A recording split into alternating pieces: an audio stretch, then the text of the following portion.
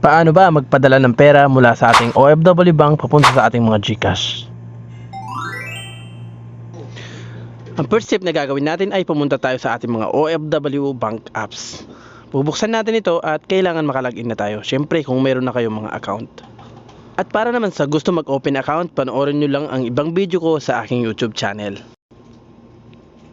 Ngayon na nandito na tayo sa ating dashboard at i-click lang natin tong fund transfer. After natin maklik nyan ay click natin again yung fund transfer para makapagpadala tayo.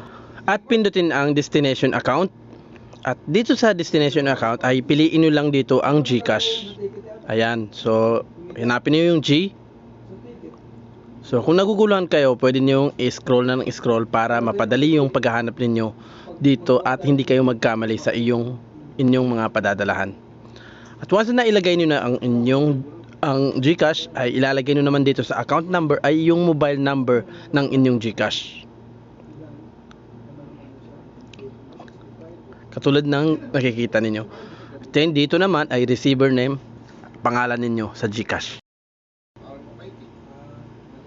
At ayan po. At dito sa receiver mobile at email ay optional lang yun. So pwede na kayo mag-proceed.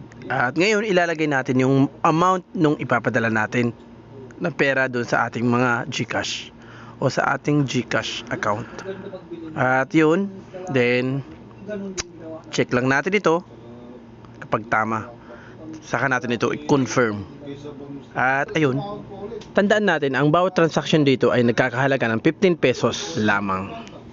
At ngayon ay may darating na 6 na OTP sa iyong number na nakaregister mismo sa iyong OFW bank.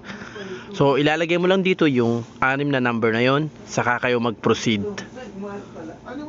At ayun, successfully na ang ating pinadala. So kung mapapansin nyo, nabawasan na ang ating pera. So yun guys, ganun lang kadali magpadala ng pera mula sa ating OFW bank patungo sa ating GCash account. Kung nagustuhan mo ang video na to, don't forget to subscribe at paki-hit na rin yung ating notification bell para lagi kayong updated sa ating mga bago pang video. Maraming salamat guys sa inyong panonood.